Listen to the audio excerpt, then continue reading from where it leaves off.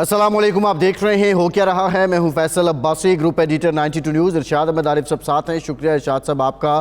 آج کی سب سے بڑی خبر یہ ہے کہ وزیراعظم پاکستان شہباز شریف سے وزیر اعلیٰ کے پی کے علی امین گنڈاپور نے ملاقات کی ہے، اور اس ملاقات میں انہوں نے جو اپنے مطالبات ہیں، ایک تو بیوروکریسی کی تبدیلی ہے، چیف سیکرٹری کو تبدیل کیا جائے، اس سے متعلق انہوں نے اپنی گزارشات رکھی وزیر اعظم پاکستان کے سامنے۔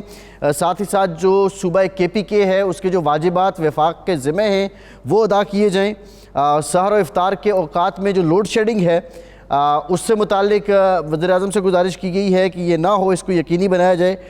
ساتھ ہی ساتھ جو بانی پی ٹی آئی ہیں ان سے ملاقات، اور جو سیکیورٹی کے معاملات ہیں ان کو حل کیا جائے، اور جو پارٹی لیڈران ہیں ان سے ملاقات کروائی جائے۔ یہ تمام جو مطالبات تھے وزیر اعلیٰ کے پی کے ان کو وزیر اعظم پاکستان شہباز شریف صاحب نے مانا ہے، اور ساتھ ہی ساتھ جو واجبات ادا کرنے کا معاملہ ہے، آئی ایم ایف کے مذاکرات کے بعد 19 مارچ کو وزارت خزانہ سے یہ کہا گیا ہے کہ اس سے متعلق وہ وزیر اعظم کو بریف کریں گے۔ ملاقات کے بعد وزیر اعلیٰ کے پی کے وزیر منصوبہ بندی احسن اقبال اور وفاقی وزیر امیر مقام نے ایک پریس کانفرنس بھی کی ہے۔ میڈیا سے گفتگو کرتے ہوئے بڑا پازیٹیو جیسچر دیا گیا علی امین گنڈاپور کی طرف سے۔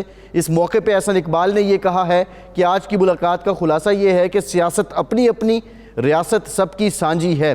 یہ ملاقات پاکستان کے حالات میں کتنی خوشکن ہے، اس کے اثرات کیا ہوں گے، اس پر بھی آج کے پروگرام میں بات کریں گے۔ لیکن موسٹ امپورٹنٹ بات یہ ہے کہ آئی ایم ایف کا وفد پاکستان آ رہا ہے۔ پاکستان کے وزیر خزانہ محمد اورنگزیب صاحب یہ فرماتے ہیں کہ میکسیمم جو ہم آئی ایم ایف سے گرانٹ ہے وہ لینے کی کوشش کریں گے 6 ارب ڈالر تک، لیکن اس کے لیے کرنا کیا کچھ ہوگا ہم اپنے پہلے کے پروگرامز میں بھی بات کر چکے ہیں کہ جو پاکستان کے اندر اصلاحات ہیں اس پر فوکس کرنا ہوگا۔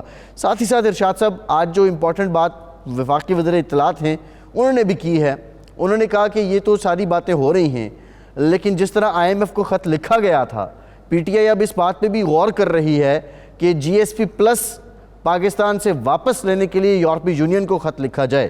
تو ایک جانب یہ حالات ہیں آئی ایم ایف سے مذاکرات، دوسری جانب اگر اس طرح کی باتیں سامنے آتی ہیں، اور پھر ایک جانب ملاقات، آج ملاقات عظیم ہم اس کو کہیں گے، تو یہ کیسے چلے گا معاملات؟ اچھا دیکھیں، اب جو ملاقات کا معاملہ ہے یہ تو جس طرح پریس کانفرنس سامنے آئی ہے ہمارے، اور جس طرح یہ لوگ کھڑے ہیں، ان کا جو باڈی لینگویج ہے اور جو گفتگو ہوئی ہے وہ تو بڑی پازیٹیو تھی۔ اب یہ نہیں کہہ سکتے کہ وہاں کوئی برف نہیں پگھلی یا ملاقات میں کوئی ڈیڈ لاک پیدا ہوا۔ بڑے اچھے انداز میں بات چیت ہوئی لگتا ہے، اور جو گفتگو احسن اقبال صاحب نے کی، جو گفتگو علی امین گنڈاپور نے کی، اس کا مطلب ہے کہ یہ آگے بڑھے گا معاملہ، اور یہ بات بڑی ہی مناسب ہے کہ سیاست اپنی اپنی، ریاست سب کی سانجھی۔ تو اس کا مطلب یہ ہے کہ یہ دو فریق کم از کم آج کے دن اس بات پر متفق ہوئے ہیں کہ ہم سیاست اپنی اپنی کرتے رہیں گے، لیکن ریاست کے مفادات پر ہمارا اتفاق رائے ہوگا، یا ہم یک زبان ہوں گے۔ اس میں ہم کوئی نہ صوبہ رکاوٹ ڈالے گا مرکزی اور وفاقی حکومت کے اقدامات اور فیصلوں میں، اور نہ مرکز تنگ کرے گا، جو ماضی کا تجربہ ہے ہمارے ہاں۔ تو یہ تو بڑی اچھی بات ہے۔ جو ایشو ہے آئی ایم ایف کا، آئی ایم ایف ٹیم اب آ رہی ہے۔ ایک تو انہوں نے جو جائزہ لینا ہے کہ اب 1 ارب اور 10 کروڑ ڈالر دینے ہیں اسٹینڈ بائی ایگریمنٹ کے تحت جی، اور دوسرا یہ ہے کہ ہم نے اگلی ریکویسٹ کرنی ہے۔ اچھا، اب جو آئی ایم ایف کی شرائط ہیں یا آئی ایم ایف کی تجاویز ہیں، اگر آپ شرائط نہ کہیں تجاویز بھی مان لیں، اب یہ سب سے بڑا امتحان ہے موجودہ حکومت کا کہ انہوں نے پچھلا پروگرام مکمل کیا کچھ شرائط کے ساتھ، اور نگران حکومت نے بھی اس کو آگے بڑھایا، اور کہا یہ جا رہا ہے وزیر خزانہ، وزارت خزانہ کی طرف سے کہ جی ہم نے پوری ساری کی ساری جو ان کے پیرامیٹرز تھے ان میں رہتے ہوئے وہ ساری چیزیں کر دی ہیں جو ہمیں کرنی تھیں یا ہمیں کرنی چاہیے تھیں۔ اب اگلا مرحلہ ہے کہ زرعی آمدن پر ٹیکس، جو ہم پہلے بھی کہتے رہتے ہیں، ریئل اسٹیٹ پر ٹیکس اور پرچون فروشوں پر ٹیکس، ایک تو یہ پہلو ہے اس کا۔ دوسرا یہ ہے کہ آپ نے جو آپ کی محاصل ہیں، جو ٹیکس ہے، اس کی شرح جناب وزیر خزانہ کہہ رہے ہیں کہ قومی آمدنی میں اس کو 10% تک لے جانا ہے جی، لیکن tax to G D P, tax to G D P, لیکن یہ کافی نہیں ہے. جب تک آپ کے قرضے ہیں اور ان کی ادائیگیاں ہیں، جو آپ کی کمٹمنٹس ہیں انٹرنیشنل، ان کو پورا کرنے کے لیے جب تک آپ tax to G D P اس سے کہیں آگے 10% سے آگے لے جانے کی ضرورت 20% ہے. NFC میں طے کیا تھا آج سے 10 سال پہلے. 18% آپ کریں گے، 9% ہے نا اس وقت، 9 کو آپ 18 کریں گے تو پھر آپ اس پوزیشن میں ہوں گے کہ اپنے منصوبے، اپنے اخراجات سے پورے کریں اور آپ سود کی ادائیگی بھی اپنی آمدنی سے کر سکیں، مزید قرضے آپ کو نہ لینے پڑیں. جی، یہ ایک بہت بڑا ٹاسک ہے، ایک بہت بڑا ٹارگٹ ہے. کیا موجودہ وزیر خزانہ یہ اہلیت رکھتے ہیں اور کیا وزیر خزانہ کو یہ فری ہینڈ ملے گا وزیر اعظم کی طرف سے، حکومت کی طرف سے، کیبنٹ کی طرف سے کہ جی وہ جو اقدامات اپنی دانست میں اور IMF کے مشورے پر جی کرنا چاہیں گے، حکومت رکاوٹ تو نہیں ڈالے گی؟ اچھا ارشاد صاحب، اس پر ذرا ہم بات کرتے ہیں. یہ جو IMF کا وفد آ رہا ہے، اس پہ بھی اور دیگر جو معاشی معاملات ہیں اس پر ڈاکٹر خاقان نجیب صاحب ماہر معیشت ہیں، بڑی سیر حاصل گفتگو کرتے ہیں. ڈاکٹر صاحب thank you very much for your time. Doctor صاحب سب سے پہلے یہ بتا دیں، جو آج وزیر اطلاعات نے اپنے ریزرویشن شو کیے ہیں کہ GSP پلس کا سٹیٹس جو ہے وہ پاکستان سے واپس لینے کے لیے جو PTI ہے وہ یورپی یونین کو خط لکھے گی. آپ کیا سمجھتے ہیں کہ جو IMF ہے، IMF کو لکھے گئے خط کی ریت کو دیکھتے ہوئے یہ ممکن ہے، یہ ایسا ہو سکتا ہے، اور کیا اس خط کو کنسیڈر کیا جائے گا؟ بسم اللہ الرحمن الرحیم. پہلی بات تو آپ نے جو IMF کے وفد کی رکھی وہ سامنے رکھ دوں. ایک تو یہ کہ آپ کی اور میری جب بھی بات ہوئی ہے، and you know I have been very clear on this, Pakistan کے پاس IMF کے علاوہ کوئی اس وقت چارہ نہیں ہے، ورنہ ڈسکمفرٹ بڑھے گا. سو نہ صرف اس وقت اسٹینڈ بائی ارینجمنٹ کو پورا کرنا ہے بلکہ ایک نئے پروگرام میں جانا ہے. میں نے اس پروگرام کے لحاظ سے آج ایک انگلش کا جو جریدہ ہے دا نیوز، اس میں ایک آرٹیکل لکھا ہے اور ایک کوشش کی ہے بتانے کی کہ IMF کے پروگرام میں ان پریپیئرڈ جانا جو ہے وہ ایک اچھی چیز نہیں ہوگی. پاکستان کو بہت زیادہ ہوم ورک کرنا چاہیے before we go into a discussion with the IMF کہ نیا پروگرام جو ہے اس کے خد و خال کیا ہوں گے اور وہ کیسے پاکستان کے لیے ایک بہترین پروگرام بنایا جا سکتا ہے. تو ایک تو یہ بات ہے. یہ بھی یاد رکھیے 21 پروگرام انکمپلیٹ چھوڑے ہوئے آ رہا ہے یہ ملک. اگر ان پریپیئرڈ جائیں گے نئے پروگرام میں اور آسٹیریٹی بہت ہوگی، ڈیٹ ری شیڈولنگ نہیں ہوگی، پیداواری صلاحیت پہ کام نہیں ہوگا، اگر یہ سارے کام نہیں ہوں گے تو IMF کا straitjacket program will not work. اور یہ بھی بلیو کیجئے کہ IMF سے زیادہ آپ سمجھتے ہیں اپنے ملک کو. سو اپنا انرجی پہ، اپنا پیداواری صلاحیت پہ، ریئل سیکٹر پہ، مینوفیکچرنگ پہ اپنا ایجنڈا سامنے رکھیں. یہ میری بہت سنسیئر ایڈوائس ہے ٹو دی گورنمنٹ، اور یہ میں بہت سی کنٹریز اتھارٹیز سے جب بھی گفتگو کرتا ہوں یہی کہتا ہوں. نمبر 2، آپ نے جو بات رکھی GSP پلس کی، دیکھیے GSP پلس ایک ایسی چیز ہے جو پاکستان کو 2014 میں ہم نے بہت محنت کر کے لیا تھا. اس سے ایک ٹریڈ پریفرنسز ملتے ہیں، ہمیں کچھ ٹیرف میں ریلیف ملتی ہے جب ہم ایکسپورٹ کرتے ہیں EU کو. اس سے ہمیں ایکسپورٹ جو کہ لائف لائن ہے پاکستان کو زندہ رکھنے کی، کیونکہ آتے ہی ڈالر یا ایکسپورٹ سے ہیں یا پاکستان کی ریمیٹنس سے ہیں. سو میں یہ بھی سیریس امید رکھتا ہوں کہ ہم نے ابھی 2023 میں کچھ سال کی محنت کے بعد ان کے جو 27 کووننٹس ہیں ان پہ پورا اتر کے، جو کہ بہت سے ایریاز کو کور کرتے ہیں، یہ لیا ہے.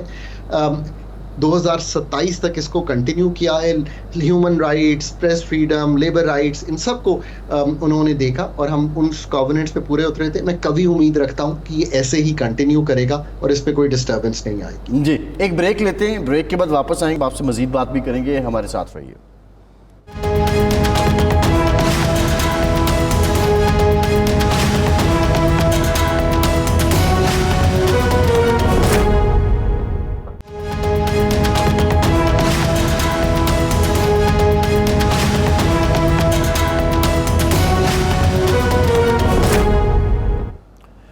بریک کے بعد ایک بار پھر سے آپ کو خوش آمدید کہیں گے. ڈاکٹر صاحب جو نئے وزیر خزانہ ہیں انہوں نے بھی کہا جی پرچون جو ہے اس پہ ٹیکس لگا دیا جائے، زرعی جو انکم ہے اس پہ بھی ٹیکس لگا دیا جائے، ریئل اسٹیٹ پہ بھی گین ٹیکس کر دیا جائے.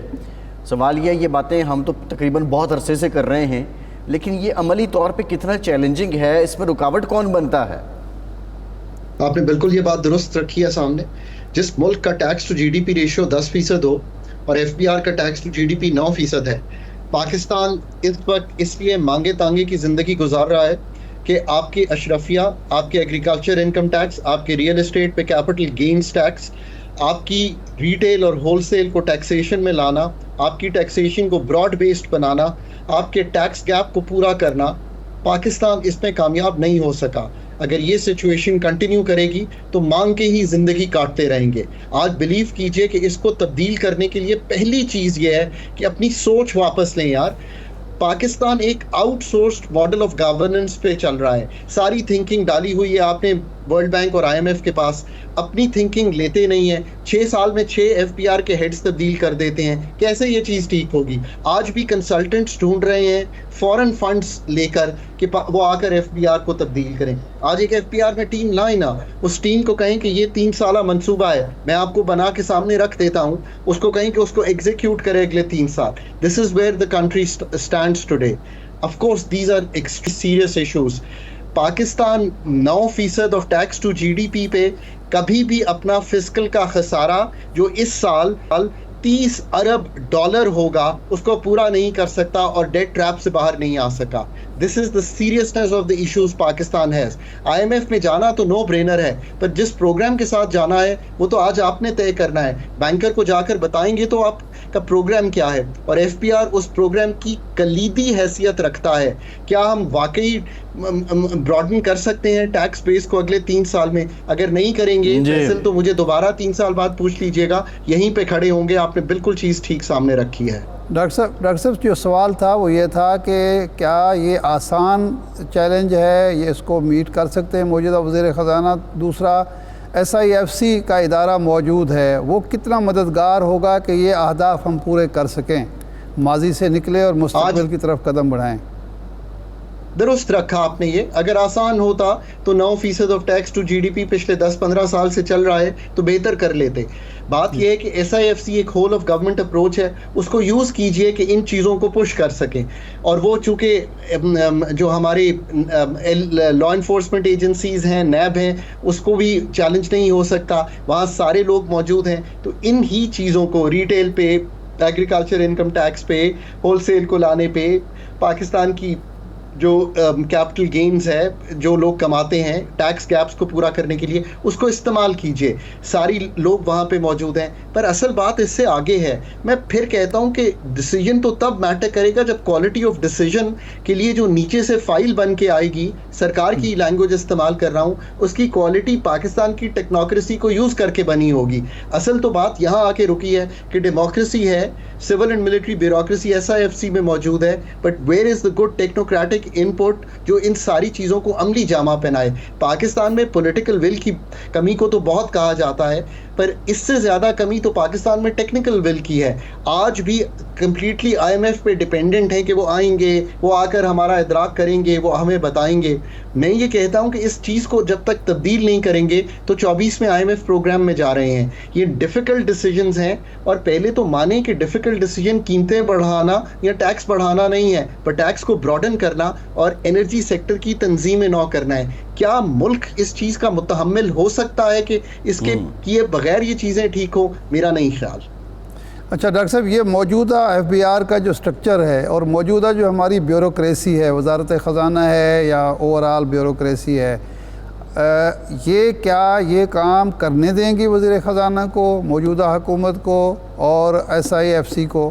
ہمارے ہاں سب سے بڑی مسئلہ یہی رہا ہے کہ محبوب الحق صاحب بھی یہی رونا روتے تھے کہ جو کرنا بھی چاہے, خواہ وہ ڈکٹیٹر ہو یا جمہوری حکمران ہو, یہ بیوروکریسی, یہ ایف بی آر, یہ وزارت خزانہ اس کو کرنے ہی نہیں دیتے. تو اس میں کس قسم کی اوور ہالنگ کی ضرورت ہے؟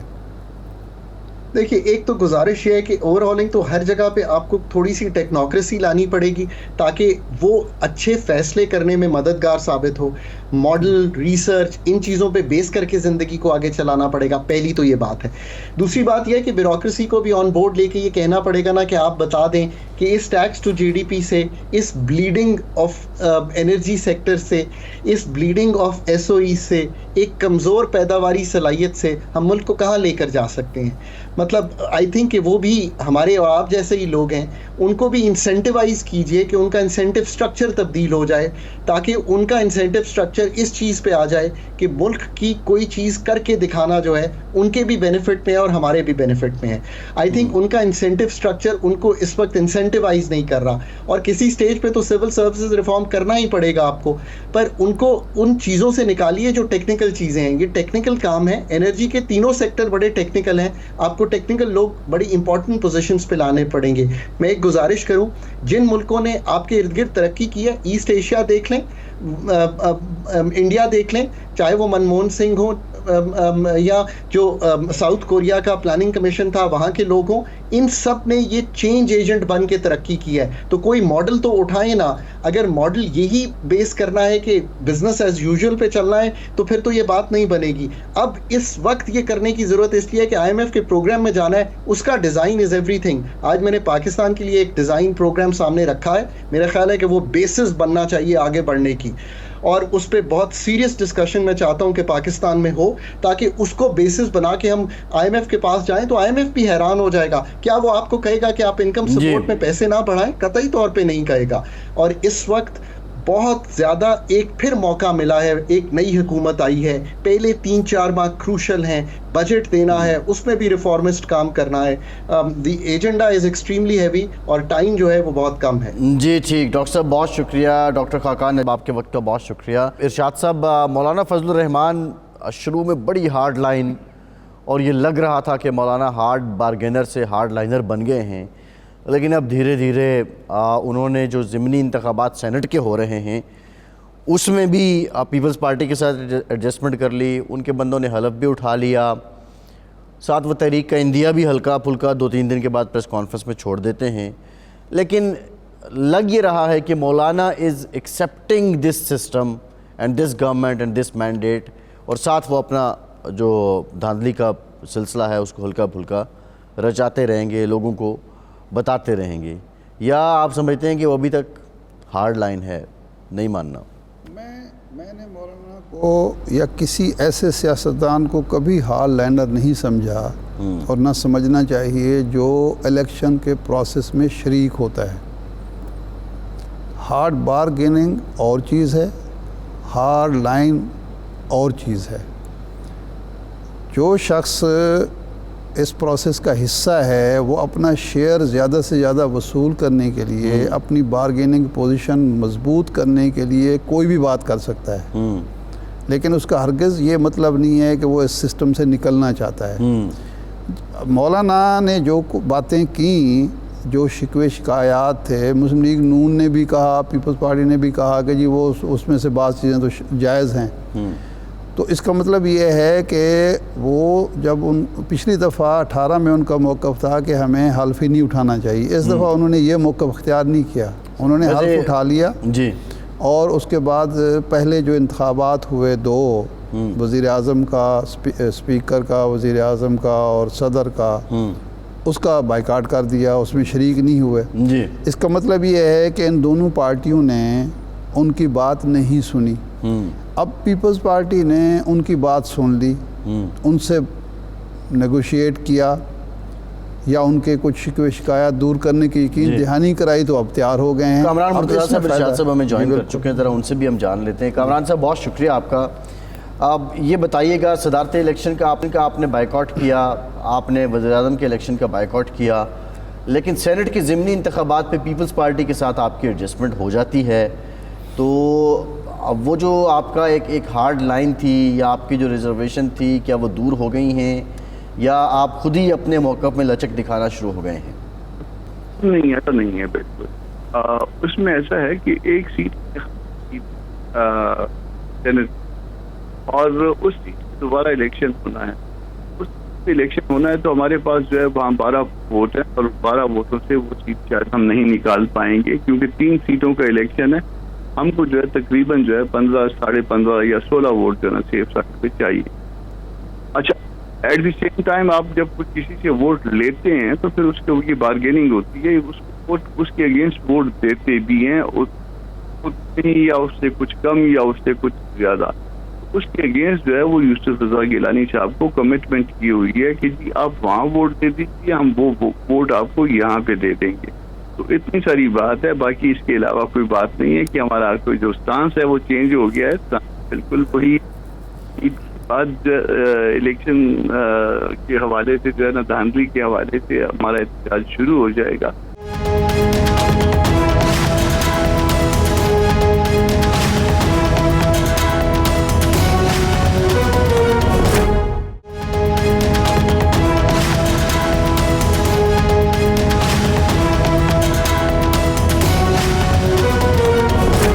کامران مرزا صاحب کے اب اگلے جو سینٹ کے الیکشن ہو رہے ہیں 2 اپریل کو, اس میں بھی آپ سیٹ ایڈجسٹمنٹ تو سب پارٹیوں سے کر سکتے ہیں, لیکن رہیں گے آپ اپوزیشن کا حصہ اور اپوزیشن ہی کریں گے, اور پارلیمنٹ کے اندر اور باہر دونوں جگہ پہ بھرپور اپوزیشن ہوگی.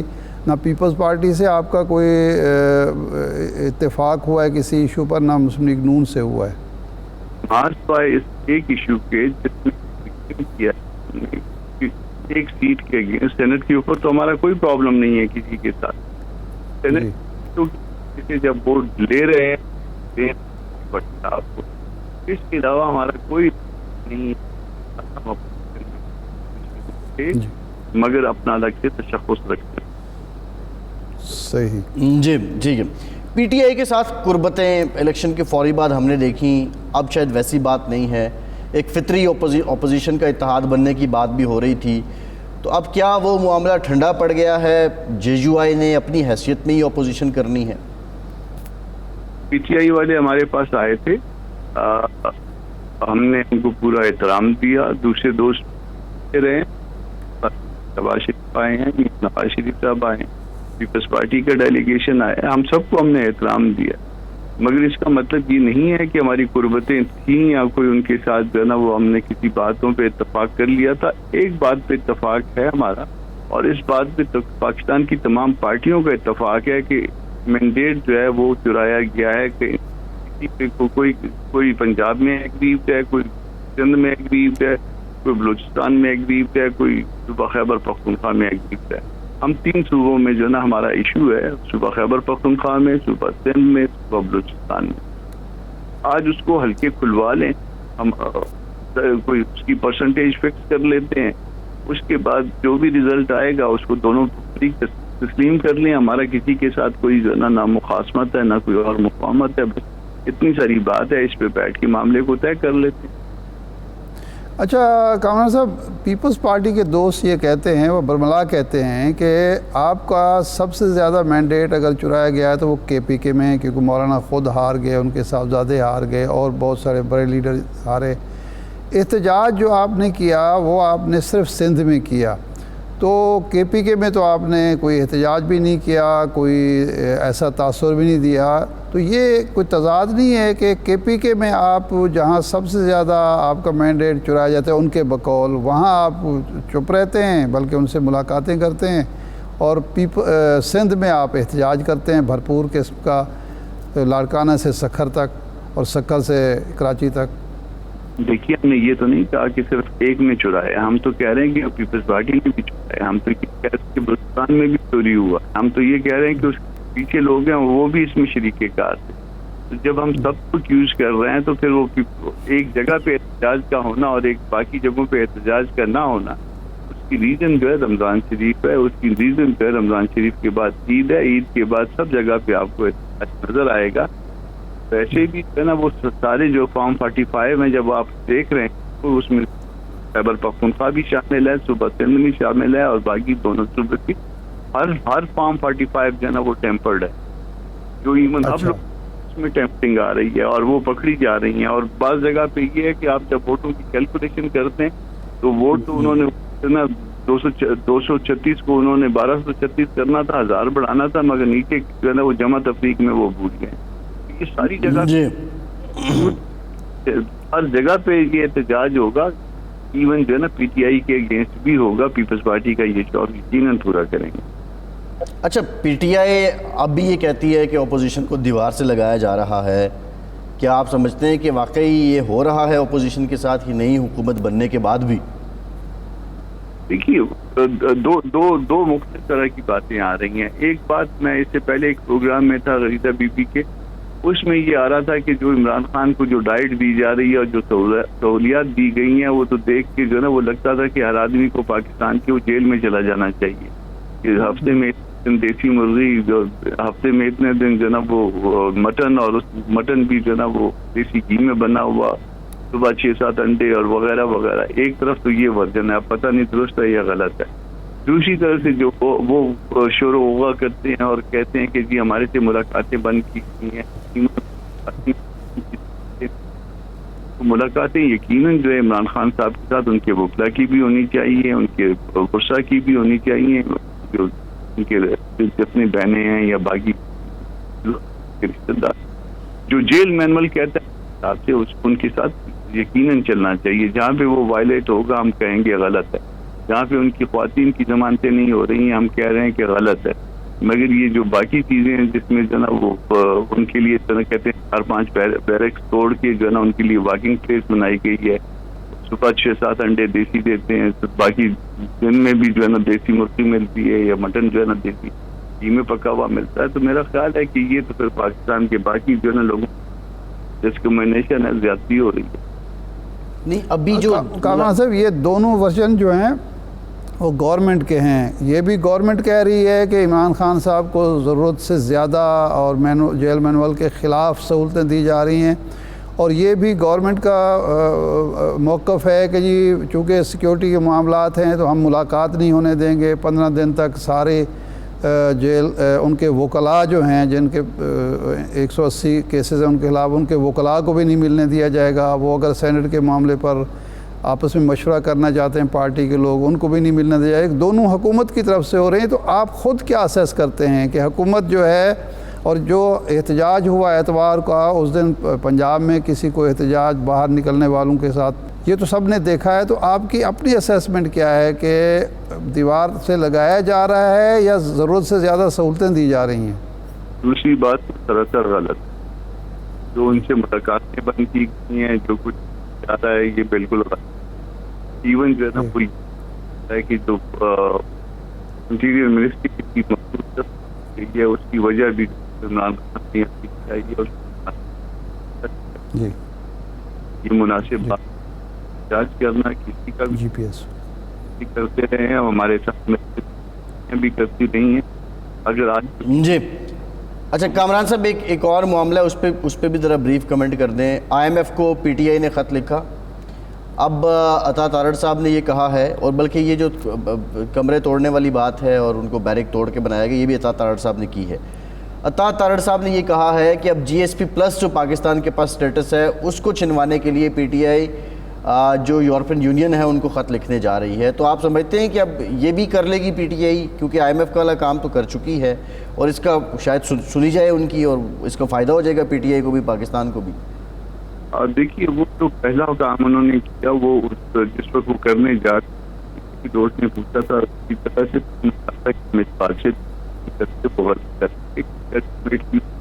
جو ہے وہ پبلک کا ہوگا. پبلک پہلے ہی جو ہے مرنے تک ان کو تو گیس خریدنے کی بات کر. مگر یہ جو دوسرا خط ہے یہ بھی نہیں ملک کے مفاد کی بات ہے, وہ لوگوں کے نہیں ہونے. جی ٹھیک بہت شکریہ کامران مرتضیٰ صاحب, آپ ہمارے ساتھ موجود تھے. شاد صاحب, آج شہباز شریف صاحب بطور وزیر اعظم اور علی امین گڈا پور صاحب بطور وزیر اعلیٰ خیبر پختونخوا ملاقات ہوتی ہے, اور جو لوگ وہاں موجود تھے وہ یہ بتاتے ہیں کہ بڑی مسکراہٹوں کے تبادلے ہوئے اور بڑی گرم جوشی کے ساتھ ایک دوسرے کو استقبال کیا گیا, خیر مقدم کیا گیا. اور ایسے میں وہاں پہ محسن نقوی صاحب بھی موجود تھے, دیگر بھی چیف سیکریٹری صاحبان سے متعلق بھی کہا جا رہا ہے کہ وہ بھی موجود تھے. اور مطالبہ علی امین گنڈا پور صاحب کا یہ تھا کہ جو شہاب علی صاحب ہیں ان کو چیف سیکریٹری KPK لگا دیے جائے. عمومی طور پہ سیاسی جماعتوں کا مطالبہ ہوتا ہے کہ مرضی کا افسر لگ جائے. علی امین گنڈا پور کا صدارتی حلف برداری میں نہ آنا, وزیر اعظم کی حلف برداری میں نہ آنا, اور آج اپنی غرض کے لیے ملاقات کے لیے آ جانا, اس کو کیا سمجھا جائے کہ اب یہ جو خلیج تھی کچھ کم ہو رہی ہے, یا معمول کے حکومتی روابط کار ہیں؟ دیکھیں میں تو اس کو خوش آئند ہی قرار دوں گا. علی امین گنڈا پور اگر ایوان صدر نہیں گئے یا وزیر اعظم کی حلف برداری میں شریک نہیں ہوئے تو وہ ان کا ایک سیاسی فیصلہ تھا. اب وہ وزیر اعلیٰ کے طور پر انتظامی فیصلہ ان کا یہ ہے کہ جی وزیر اعظم سے تعلقات کار رکھے جائیں گے. وفاقی حکومت سے تعلقات کار رکھنا ان کی مجبوری ہے، اور یہ صوبے کے مفاد میں بھی ہے اور وفاق کے مفاد میں بھی ہے. یہ صرف صوبے کا ایشو نہیں ہے. دیکھیں ماضی میں کچھ غلط روایات قائم ہوئیں.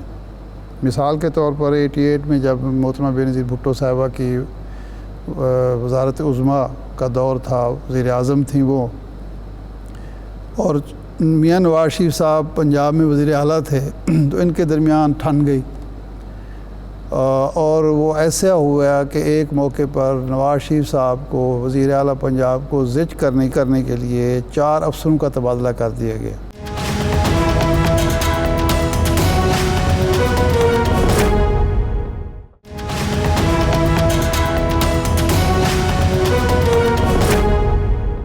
چیف سیکرٹری تھے انور زاہد صاحب، اور ہوم سیکرٹری تھے حاجی اکرم صاحب، سیکرٹری انفارمیشن تھے جناب صفدر محمود صاحب جو بہت کالم نگار بھی تھے، بڑے اسکالر آدمی تھے، محقق ہیں، مصنف ہیں. جی ہاں. اس کے بعد تو اور چوتھے تھے چودھری سردار صاحب جو اس وقت ایڈیشنل غالباً آئی جی تھے. تو ان کا تبادلہ کر دیا گیا. ان 4 افسروں نے جانے سے انکار کر دیا وزیر اعلیٰ کے کہنے پر، اور ایک محاذ ہوئی، تلخی ہوئی، پھر جا کے کہیں تھوڑا بہت سیٹلمنٹ ہوئی. 3 افسر تو پھر چلے گئے چپ کر کے. تو یہ کام اب نہیں ہونا چاہیے. اگر چیف ایگزیکٹو جو صوبے کا ہے وہ چاہتا ہے کہ وہاں چیف سیکرٹری ایسا ہو جن کے ساتھ اس کی اچھی نبتی ہو تو یہ اس کا حق ہے. اگر چیف سیکرٹری آپ ان کی مرضی کا نہیں لگائیں گے تو اس کا صاف مطلب یہ ہوگا کہ مرکز نہیں چاہتا کہ سیاسی پہلو اس ملاقات کا کیا ہے امپورٹنٹ بات یہ ہے. اس کا مطلب یہ ہوگا کہ وفاق نہیں چاہتا کہ صوبے کے معاملات خوش اسلوبی سے چلیں. ایک بات. دوسری بات یہ ہے کہ جناب گنڈا پور صاحب کو، علی امین گنڈا پور صاحب کو بھی جس افسر کا نام دینا ہے وہ یہ نہ سمجھا جائے کہ وہ ان کا کوئی چہتا ہے، بلکہ اس کی قابلیت، اہلیت، صلاحیت ہونی چاہیے، اور مرکز اس سے اگر بہتر افسر ان کو دیتا ہے جو ان کے لیے مشکلات پیدا نہیں کرتا تو وہ بھی قبول کرنا چاہیے. یہ 2 طرفہ بات ہے. سیاسی اہمیت اس کی یہ ہے کہ یہ صوبہ اور مرکز کہ تعلقات کار اگر بہتر ہوتے ہیں تو یہ بالآخر پی ٹی آئی یا سنی اتحاد کونسل کہنا چاہیے اور حکمران اتحاد کے درمیان پل کا کردار بھی ادا کر سکتا ہے یہ صوبہ اور صوبائی وزیر اعلیٰ، جی اگر وہ چاہے اور اگر مرکز بھی چاہے تو. شاہ صاحب بڑی امپورٹنٹ بات آپ نے کی ہے. لیکن جناب کو اس میٹنگ میں بٹھایا گیا ہے تو مسلم لیگ نون اور پیپلز پارٹی کے درمیان تو وہ پول کا کردار ادا کرتے رہے ہیں، تو کیا اب پی ٹی آئی اور مسلم لیگ کے درمیان بھی وہ پول بن سکتے ہیں یا میاں صاحب کی نگرانی ہو رہی ہے؟ یہ اب کچھ نہیں. یہ شاہ صاحب جو آپ بات کر رہے ہیں امپورٹنٹ بات یہ ہے کہ کے پی کے کی ہم بات کریں تو ماضی میں بھی یہ نعرہ پرویز خٹک نے بھی لگایا کہ ہم بجلی بند کر دیں گے، ہمارے پیسے دو. یہ نعروں کی حد تک تو باتیں ٹھیک ہیں، لیکن جو اصل چیلنجز ہیں کے پی کے کو اگر پیسے بنتے ہیں وفاق کو دینے بھی چاہیے، لیکن وفاق کا ایک بہت بڑا یہ ہے تقاضا کہ بھئی اپنے پاس ہی پیسے نہیں ہیں. دوسرا اوور ڈرافٹ آپ چل رہے ہیں. تیسری امپورٹنٹ بات یہ ہے کہ یہ قومی فیصلہ تھا جو اضلاع ضم کیے گئے تھے کے پی کے میں، وہاں پہ ابھی تک ریسٹرکچرنگ اور ری ہیبلیٹیشن اور ری بلڈنگ کچھ بھی نہیں ہو سکا. پولیس افسر یا بیوروکریسی کے بیٹھنے کے دفتر تک وہاں موجود نہیں ہیں. تو یہ چیلنجز ہیں اصل. دیکھیں ایک ہے وفاق کا صوبے کو گرانٹ دینا، اس پہ تو یہ بہانہ بنایا جا سکتا ہے کہ جناب ہم اس لیے نہیں دے پا رہے کہ ہمارے پاس وسائل کی کمی ہے. لیکن جو بجلی کی آپ لے رہے ہیں، جو اس کی رائلٹی بنتی ہے، وہ تو اس کا حق ہے، وہ خیرات تو نہیں ہے، گرانٹ یا امداد تو نہیں ہے نا، وہ تو آپ کو دینی پڑے گی. آپ کے پاس وسائل کیوں نہیں؟ کیا آپ بل نہیں لے رہے لوگوں سے؟ جو بجلی آپ فروخت کر رہے ہیں اس کا تو بل پورا لوگ اسے لے رہے ہیں نا. تو اس میں تو اگر آپ نہیں دیں گے تو اس سے یہی سمجھا جائے گا کہ شاید آپ چاہتے ہی نہیں ہیں کہ صوبہ ترقی خوشحالی کی طرف گامزن ہو سکے. اس میں رکاوٹ نہیں ہونی چاہیے, جو بنتی ہے وہ دینی چاہیے. ماضی میں اگر نہیں دی گئی تو وہ بھی غلط ہوا ہے. اگر کسی حکومت نے صوبے کو نہیں دیا تو اس کا مطلب ہے اس نے اپنا فرض ادا نہیں کیا. اب کے پی کے کی ایک بلوچستان اور کے پی کے دونوں کی ایک مخصوص حیثیت ہے, انفرادیت ہے, جس کو مد نظر رکھنا پڑے گا. فاٹا کے ادغام کے بعد بہت بڑی ذمہ داری صوبائی حکومت پر بھی آ گئی ہے, لیکن وفاقی حکومت پر بھی آ گئی ہے. اب اس مرجر کو جائز ثابت کرنا, مفید ثابت کرنا, درست ثابت کرنا وفاقی حکومت کی ذمہ داری. اس نے مرجر کیا ہے نا, تو اس کو یہ ثابت کرنا پڑے گا کہ جناب یہ جو ادغام کا فیصلہ ہے یہ درست فیصلہ ہے. جی, ہر لحاظ سے یہ قومی مفاد میں ہے, لیکن اس کے جو تقاضے ہیں وہ بھی پورے کرنے پڑیں گے.